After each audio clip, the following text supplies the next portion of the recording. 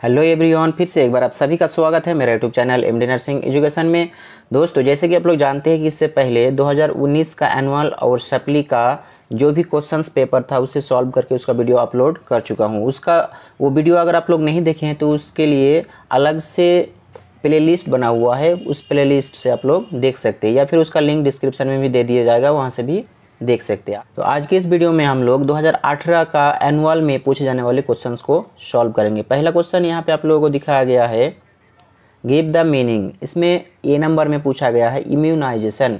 जैसे आप लोग जानते हैं कि पोलियो वैक्सीन्स दिया जाता है ताकि पोलियो बीमारी ना हो। तो इसका मीनिंग आप लोग इस प्रकार से लिख सकते हो, the process of giving a vaccine to a person to protect them against disease.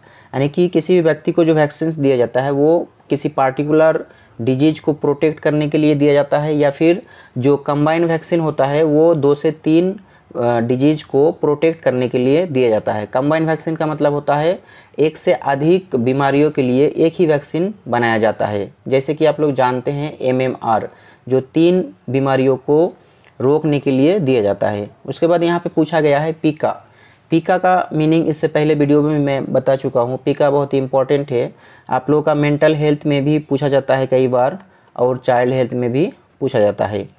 तो पीका का मीनिंग होता है ऐसे चीज़ को वो वाला पेशेंट खाएगा या चिबाएगा जिसमें कोई न्यूट्रिशनल वैल्यू नहीं होता है, यानी कि जो खाने वाला चीज़ नहीं होता है उसे खाएगा, उसे चिबाएगा। जैसे कि आप लोग जानते हैं कि सॉइल मिट्टी को खा लेगा क्योंकि मिट्टी में कोई न्यूट्रिशन नहीं होता है, फिर भी मिट्टी को खाएगा, आइस को खाएगा, कपड़े को चिबाएगा। इस तरह का मतलब अननेसेसरी थिंग्स को खाने की कोशिश करेगा इस तरह का पेशेंट, उस पेशेंट को कहा जाता है पीका। उसके बाद यहाँ पे आप लोगों को मीनिंग लिखा भी हुआ है, इसमें से दोनों में से जो मीनिंग आप लोगों को अच्छा लगे वो लिख सकते हो। जैसे यहाँ पे उन्होंने लिखा है, पीका is a eating disorder in which the person Yeats thing that is not food. उसके बाद यहाँ पे आप लोगों को पूछा गया है ग्रोथ। तो यहाँ पे ग्रोथ का मीनिंग आप लोग इस प्रकार से लिख सकते हो, growth is a increase in mass and size of a body और ऑर्गन्स।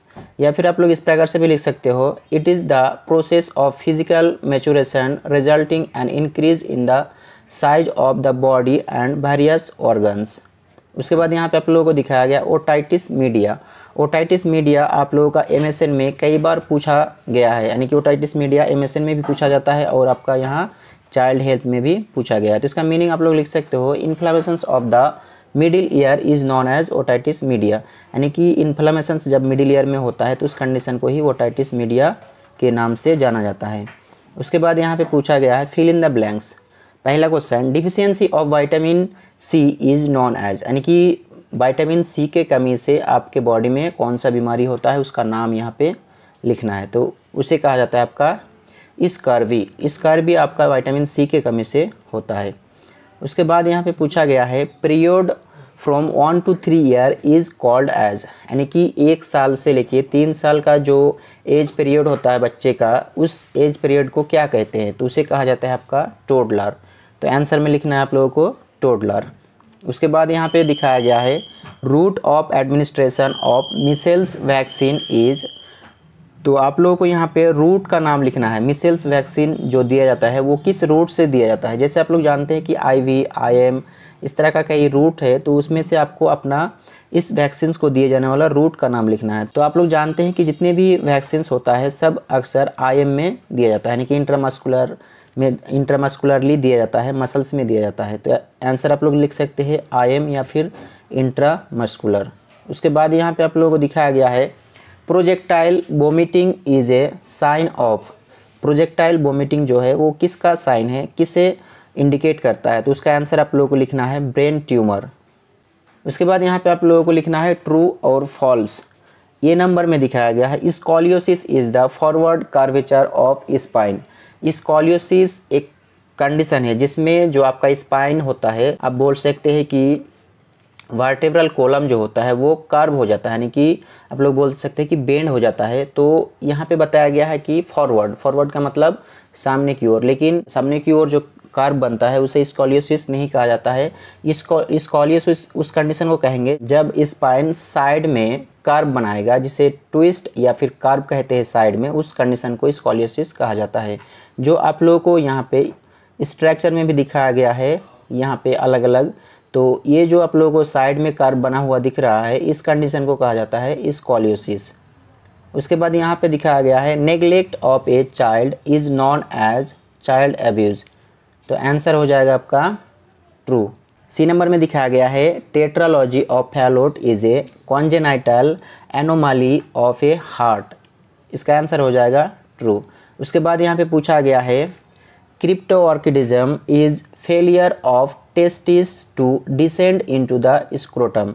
यानी कि यह एक ऐसा कंडीशन है जिस कंडीशन में टेस्टिस जो होता है वो आपका स्क्रोटम में डिसेंट नहीं होगा। डिसेंट का मतलब वहाँ नीचे नहीं जाएगा, वो फेल हो जाएगा। क्योंकि आप लोग जानते हैं, इससे पहले कई वीडियो में बताया हूँ कि बच्चे जब माँ के गर्भ में होता है तो टेस्टिस एब्डोमिनल में होता है, जन्म से पहले ही वो टेस्टिस आपका स्क्रोटम में आता है।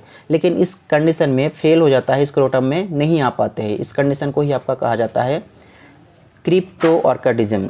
उसके बाद यहाँ पे आप लोगों को पूछा गया है choose the correct answer and right. पहला है आपका xerophthalmia is the deficiency of, option में दिया हुआ है vitamin C, vitamin B6, vitamin A, vitamin B3। तो आंसर हो जाएगा आपका विटामिन ए। जेरोप्थाल्मिया एक कंडीशन है जिसमें आपका जो कंजक्टिवा होता है वो ड्राई हो जाता है, यानी कि एक्सेसिव ड्राई हो जाता है।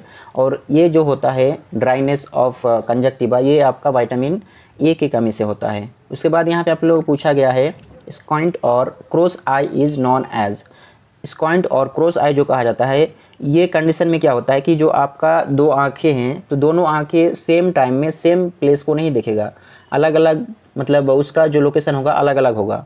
ये क्यों होता है? क्योंकि आई का मसल्स जो होता है वो उतना स्ट्रांग नहीं होने के कारण या वीक हो जाने के कारण उसका जो रोटेशन होता है सही से नहीं हो पाता है, इसलिए उसका जो प्लेस सेम टाइम में सेम प्लेस में नहीं होता है। उसके बाद यहाँ पे जो ऑप्शन दिया हुआ है ओपेसिटी, ग्लूकोमा, स्ट्रैबिस्मस या फिर कैटरैक्ट, तो इसका आंसर हो जाएगा आपका स्ट्रैबिस्मस। उसके बाद यहाँ पे आप लोगों को दिखाया गया है the headquarters of United Nations International Children's Emergency Fund, जिसे शॉर्ट में यूनिसेफ के नाम से जाना जाता है। इसका हेड क्वार्टर कहाँ पे है, यानी कि यूनिसेफ का हेड क्वार्टर कहाँ पे है? यहाँ पे ऑप्शन में दिया हुआ है Geneva, New York, Australia, north America. तो इसका आंसर हो जाएगा आपका एक नंबर में जो दिया हुआ है जेनेवा, ये वाला। जेनेवा क्या है? तो जेनेवा आपका स्विट्जरलैंड का राजधानी है, जिसे कैपिटल ऑफ स्विट्जरलैंड कहा जाता है। उसके बाद आप लोग देख रहे हैं यहाँ पे 2018 का सप्ली का क्वेश्चन पेपर। तो आज के लिए बस इतना ही। नेक्स्ट वीडियो में हम लोग एक एक करके देखेंगे 2018 के सप्ली में पूछे जाने वाले क्वेश्चन पेपर को।